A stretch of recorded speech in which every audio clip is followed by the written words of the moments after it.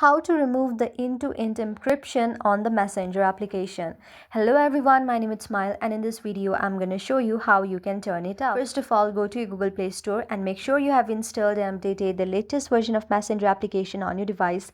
If you have already done so, then you can simply open your Messenger, and when you open the chat of any person, you can see that there is the end-to-end encryption written right here. Now how you can change this very function on Facebook is go to the view profile of that very person on the Facebook, tap on the very three horizontal dots right there, and then now you can simply block this very person and again unblock it. Now when you block and unblock this very person, the end-to-end encryption should be turned off on the Messenger as well.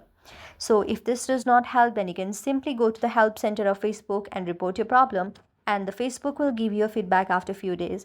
So that's how you can solve your problem. I hope you like the video. If you like the video, then please do hit the thumbs up and subscribe button, and also comment in the comment section below. Thank you for watching.